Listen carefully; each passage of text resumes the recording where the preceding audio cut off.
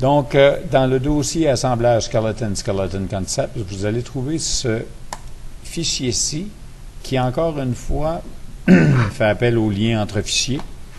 Et cette fois-ci, on parle d'un ensemble de pièces qui représente la base d'une fixture qui existe chez Pratt & Whitney, qui sert à encapsuler des pales de turbine. Et pales de turbine. Et le compresseur, probablement, finalement, toutes les petites pales, qui sont trop petites pour être supportées par un dispositif quelconque pour faire l'usinage du pied de sapin qui va servir à les retenir dans les disques, sont maintenus pour cet usinage-là dans un bloc de zinc qui va avoir été coulé autour. Donc, on dit que la pale a été encapsulée. Le bloc de zinc doit faire quelque chose qui ressemble à, on va dire 2 pouces par 2 pouces par 2 pouces, tout au plus, mais qui contient certaines zones qui sont réservées pour que les robots soient capables de reconnaître les datums et tout ça. Il y a des prises qui vont permettre à ces mêmes robots-là de les maintenir, de rentrer ça dans les machines pour faire l'usinage qui est requis. Et tout au long de ces usinages-là, la pale va garder sa capsule et à la fin, quand la pale est complètement traitée, on la ressort de sa capsule en brisant la capsule, simplement. Et on renvoie la capsule au début de son usage, c'est-à-dire qu'elle est refondue pour être réutilisée et encapsuler une autre pale. Donc, pour faire l'encapsulation de ces pales-là, le moule qui est produit est basé sur une machine qui va avoir, évidemment, une table de travail dans laquelle un trou va être placé. Donc, je ne peux pas déplacer ce trou-là dans la table de travail. Il est toujours à la même place. Donc, il y a un trou dans la table de travail qui va permettre d'injecter le zinc. Quand je fais la conception du moule d'encapsulation, il est nécessaire, évidemment, de donner un accès à ce trou-là. C'est sûr que ça devient crise du logement à un moment donné en fonction de la grandeur de la pale. Donc, il est possible que le trou soit partiellement obstrué, mais on tolère une obstruction jusqu'à la moitié de la grosseur du trou. Après ça, il faut penser à changer le design si on n'est pas capable de faire mieux, parce que ça va splasher. Évidemment, pour avoir une bonne qualité dimensionnelle sur les résultats qu'on va faire, il va falloir partir ce moule-là en le réchauffant, parce qu'à un moment donné, les blocs vont prendre une certaine chaleur. Là, on injecte du zinc, puis on parle de 800 quelques degrés, si je me rappelle bien. Donc, ça se réchauffe, cette affaire-là, mais on ne veut pas amener ça justement à 800 degrés. Dilatation thermique, perte de précision. Donc, on a un système de refroidissement qui embarque dans l'histoire, ce qui fait que les blocs qui sont là, se présentent de la façon suivante. Les deux vrais blocs qui nous intéressent sont les blocs du centre parce que ce sont eux qui vont contenir la cavité qui permet à la pale de rentrer. Donc, on doit développer cette cavité-là autour de la géométrie de la pale. Première des choses. Deuxième des choses, la pale, pour qu'elle soit toujours à la même place, on va la faire poser sur 6 points isostatiques. Donc, on a des pins de carbure qui vont être placés à l'intérieur de ces blocs-là, qui vont faire quelque chose comme un 16e de diamètre, je pense, et qui font une coupe de centièmes de pouces de long, là, avec des bouts sphériques. Puis on va faire appuyer la pale sur 6 points pour que ça tombe tout le temps à la même place. On a une des pins qui est montée sur un ressort pour justement appuyer une pression et s'assurer que tout ça va être toujours constant. Ensuite de ça, on doit s'assurer que la pale en question ne touche pas aux deux blocs, parce que si elle touchait aux deux blocs, ça pourrait la faire dévier sur ses pins. Donc, ce qui assure l'étanchéité quand on fait l'injection du zinc, c'est simplement que autour des orifices où la pale passe, on va garder un jeu qui va jouer entre 3 et 7 millièmes, je crois, si je me rappelle bien. Et ce jeu-là va faire qu'il va passer si peu de liquide qu'il va solidifier presque instantanément. Donc, il va y avoir un petit peu de bavure tout le tour des orifices, mais ça va être minimal. Donc, ça ne sera pas dangereux pour les opérateurs. Et finalement, Ces deux blocs-là entrent dans un espace en fonction de la machine qui fait que ça doit être bloqué en place. Donc, les 4 blocs qu'on retrouve de chaque bout ne sont là que pour simplement remplir l'espace et s'assurer que les 2 blocs centraux tombent en bonne place. OK? Pour être en mesure de fixer tout ça maintenant, parce qu'il y a quand même un certain degré de précision là-dedans, on veut assurer une répétabilité de notre outil. Donc, c'est sûr que les blocs vont être maintenus en place à l'aide de vis et localisés en place à l'aide de goujons. Donc, vous avez vu ces notions-là dans votre cours d'outillage? OK? 2 vis, 2 goujons minimum. OK? Et les goujons, on s'arrange pour les placer le plus loin possible, c'est-à-dire qu'il va être privilégié de placer 2 goujons en diagonale plutôt que les placer sur une même ligne, parce que, ici, j'ai radical 2 de plus. OK, pour jouer avec. C'est Pythagore là, qui rentre en ligne de compte. Donc, ici, ça fait de l'allure comme montage. Pas ici. C'est voulu. OK? Pour éviter d'avoir à changer la position des goujons dans ce bloc-ci, dans ce bloc-là, de venir recontraindre si c'est nécessaire le goujon, ou encore de décider de remplacer la vis à 6 pans creux qui est là par une vis à tête hexagonale qui serait appuyée, disons, ou quelque chose du genre. On va utiliser ce qu'on appelle des squelettes. OK? Parce que le squelette va me servir à travailler avec des fichiers pour 2 choses. Pour associer de la géométrie à différents fichiers, mais aussi pour éviter un problème de référence cyclique. OK?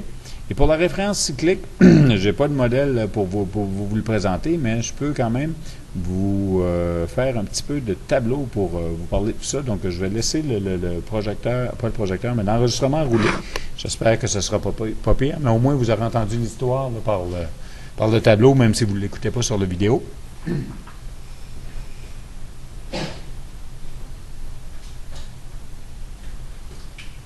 Donc, si par exemple, vous avez à définir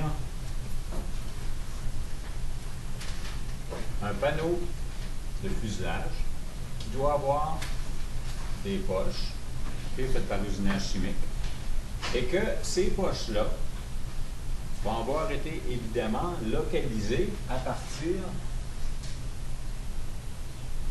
des différents éléments de frame et des éléments stringers qui sont faits sur votre fuselage. Okay? Vous avez à créer entre votre skin, votre frame et votre stringer des liens d'abord pour être capable de former ces pièces-là. Donc, vous avez une skin qui va avoir été faite d'abord à partir de l'OML. Donc, votre OML ici va vous servir d'appui pour définir la grandeur du panneau. Vous allez faire une surface épaisse ou un thick surface à partir de votre OML. Vous allez obtenir de façon implicite votre IML. Et cet IML-là va servir à définir la forme du frame, la forme du stringer. D'accord? Donc, on vient de créer entre le skin, le frame et le stringer des liens qui partent du skin et qui s'en vont dans cette direction-là. Si maintenant, pour définir les poches qui vont dans ma skin, il faut que je sache où est-ce que mes frames sont placés là, là et là, et que mes stringers soient placés là, là et là, pour définir les poches entre les deux. Là, je suis en train de redéfinir entre le frame et la skin, de même qu'entre le stringer et la skin, un lien qui revient. Là, c'est l'œuf à la poule. C'est qui commence. OK? Ça s'appelle une référence cyclique. Et quand vous allez essayer de créer ça en créant des liens entre fichiers, Katia va vous flaguer une erreur en vous disant qu'il ne peut pas le gérer. OK? Donc, il faut être plus faible. Ce qu'on va faire à la place, parce qu'on a quand même besoin de ça, on a besoin de définir frames, stringers et skin tous ensemble. Mais il faut regarder les bonnes choses. Si au-dessus de ce niveau-là, j'ai un autre niveau qui va être mon squelette. ou skeleton, et que dans ce squelette-là, je bâtis une pièce qui peut ne contenir que de la géométrie. OK? Juste du filaire. Dans ma pièce, là, je pourrais avoir juste ma surface OML et un offset de cette surface-là qui serait mon IML, pour commencer. Donc, en faisant ça, ça veut dire que de cette pièce-là, je vais créer un lien vers la skin, ça me permettra de faire ma surface épaisse. Je vais créer un lien vers le frame, ça me permettra de faire le frame à partir de l'IML, et ça me permettra de faire la même chose à partir du stringer. Quand j'aurai ces deux pièces-là définies et que je les aurai localisées dans mon produit, en contexte, comme on l'a fait tantôt, je serai capable de venir redéfinir entre stringer et frame un lien vers ma skin, et à ce moment-là, me connecter sur ces pièces-là dans la skin pour définir la grandeur de la poche que je pourrais allouer. C'est juste ça l'idée. Le squelette, ça me permet de jouer dans mes niveaux et définir les références cycliques. En même temps, on voit qu'au lieu d'avoir eu à faire ma surface dans chacun des fichiers puis de faire l'offset pour avoir l'IML et ainsi de suite, je fais ça une fois, je bâtis juste mes liens. OK? C'est ça l'idée des squelettes. C'est de définir une structure qui va nous permettre d'éviter les références cycliques et de bâtir des liens entre nos fichiers. Maintenant, dans le problème que je viens de montrer par rapport au bloc, j'ai un squelette qui a été fait large parce que je voulais justement le découper. Mais on aurait pu avoir un seul 4-part qui avait toute la géométrie. C'est-à-dire que j'ai une première partie de mon squelette qui a été bâtie ici sous forme de produit. Puis en fait, ça, c'est une erreur. J'aurais pas dû insérer ici un new product. Pour faire mon squelette, j'aurais dû insérer un new component. OK? La différence entre le component et le product, c'est que le product peut être sorti comme un montage séparé dans CATIA et je peux en faire un dessin. En même temps, mon product, il va me donner une trace dans ma liste de pièces quand je vais la générer, ce que le component ne permettra pas de faire. OK? Donc, dans ce cas-ci, le component aurait été plus approprié là, pour faire mon skeleton et habituellement, c'est des components qu'on va prendre pour faire ça. Donc là, ici, j'ai déjà une partie skeleton qui serait mon engineering part. Parce que quand je définis de l'outillage, je fais de l'outillage par rapport à des pièces d'ingénierie qui servent à autre chose quelque part. Quand je sors ma liste de pièces pour mon outil, ma pièce d'ingénierie ne doit pas apparaître dans ma liste de pièces. OK? Elle sert à ça, mais elle n'y apparaît pas. Autre chose, on vous a parlé de tooling ball en outillage. Des piges de positionnement. Finalement, ce sont des piges sphériques qu'on va utiliser dans certains cas pour se localiser dans l'espace. C'est une autre histoire. On va faire apparaître ça dans les dessins, mais ça ne fait pas vraiment partie de l'outil parce que ça sert à fabriquer des pièces. Donc, on met ça dans un squelette encore là, pour les sortir de là. OK?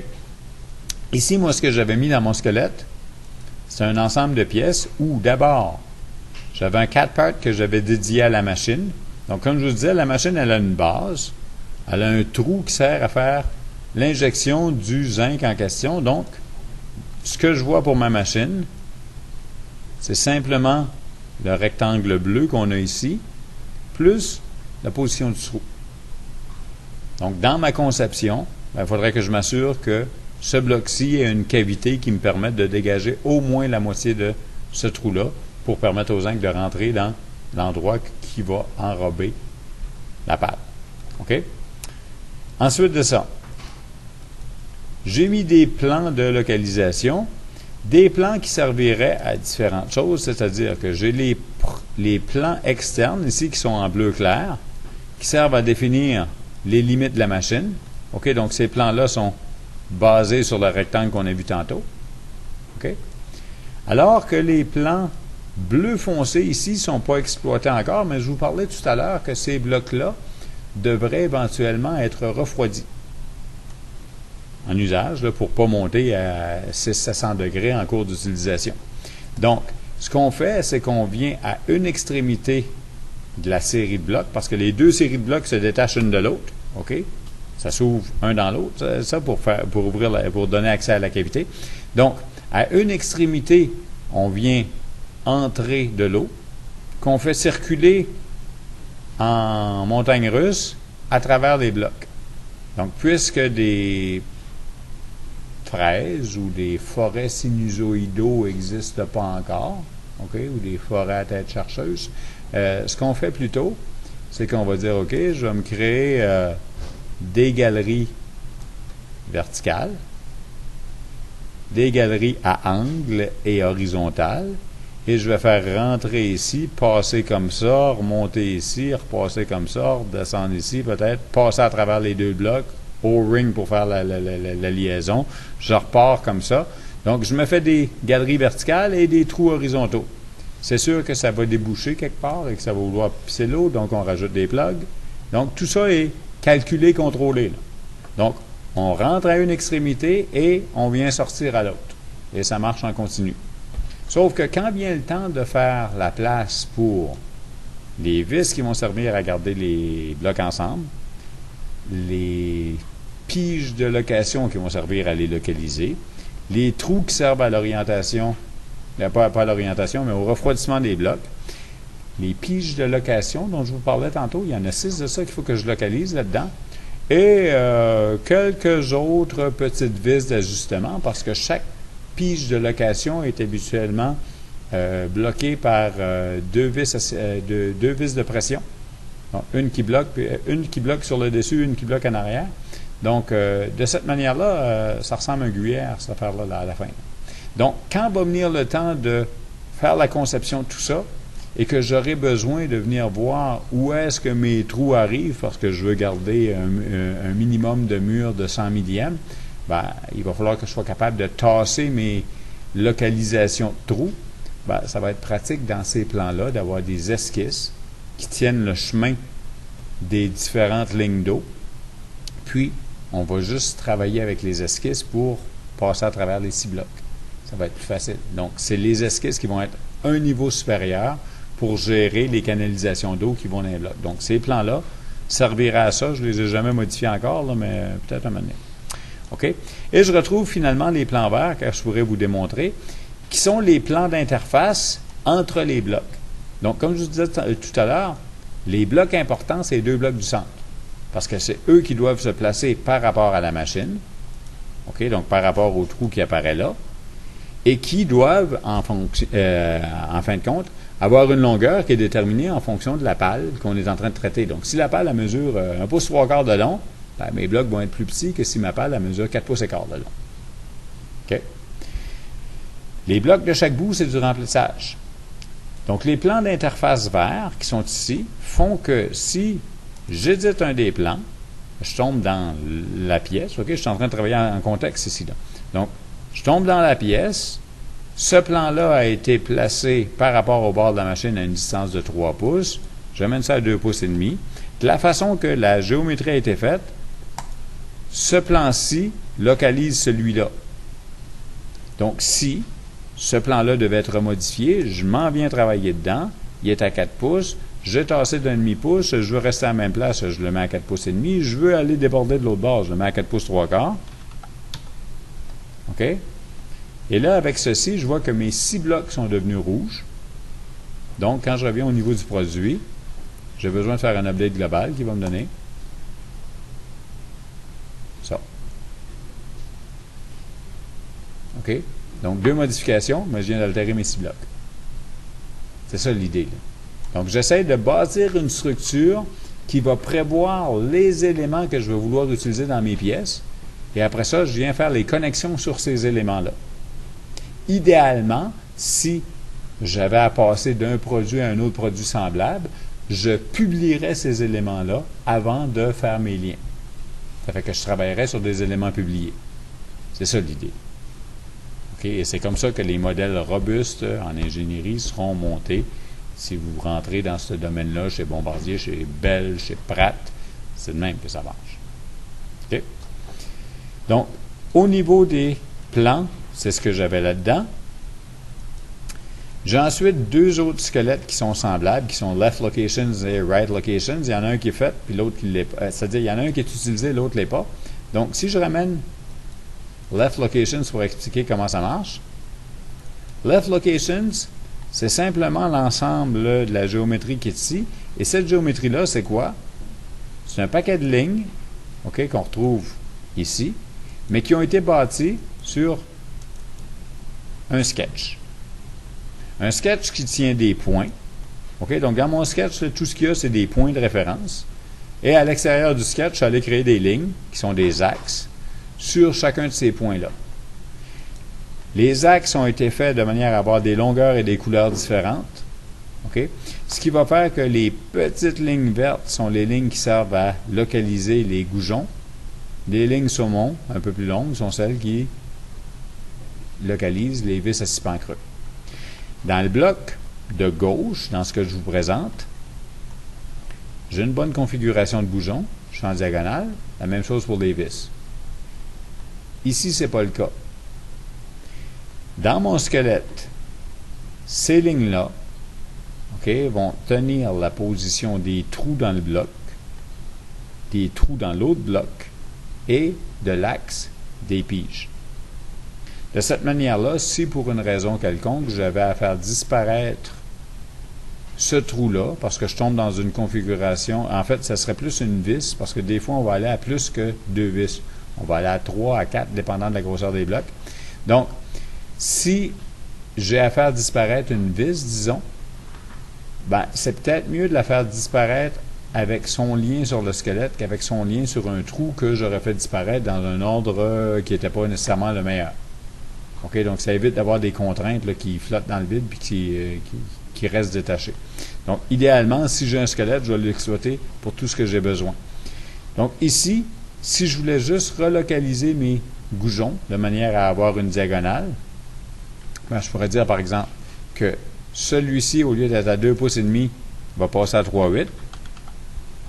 Et de la même façon, la vis qui en bas était à 3,8, je vais la mettre à 2 pouces et demi.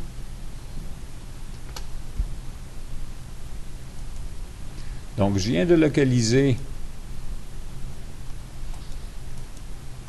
mes deux lignes à de nouvelles positions. J'ai 4 blocs qui sont altérés. OK? Ce qui fait que quand je reviens ici et que je fais ma mise à jour, j'ai ça qui est fait. OK? Par l'usage d'un sketch. Right locations, c'est la même chose, mais où les trous n'ont pas été faits. C'est habituellement ce que j'utilise pour la partie skeleton dans les examens, où je vous redonne exactement la même configuration. Je vous donne une configuration de trous et de vis, de trous et de goujons dans ces blocs-là, et je vous demande de me la faire. Donc, vous avez les fichiers qu'il faut pour être capable de revenir là-dedans, créer vos trous dans ce bloc-là, à partir de ce que vous avez ici et de le pratiquer à l'avance. Oui? Les axes bleus pourraient me servir à créer mes chemins pour les canalisations d'eau. Les axes bleus, en fait, devraient concorder. Je ne sais pas si je m'étais rendu là. Les axes bleus devraient concorder avec les plans bleus qui sont là. Donc, je devrais être ici avec 0,10. Comme ça. Donc, la position de ce point-là devrait être basée sur la position de ce plan-là. Comme ça, si je déplace mon plan, le point se déplace automatiquement et il me reste juste à jouer sa hauteur ou son inclinaison. OK? Ça dépend comment on le gère. OK? Donc, vous avez le fichier de squelette qui est là. Comme je vous disais, left location, c'est la même chose que right locations. Et finalement, ce que j'avais comme pièce de squelette là-dedans, c'était les contours des blocs, qui elles aussi pourraient être modifiés pour être plus grands. Flash. OK? Question là-dessus?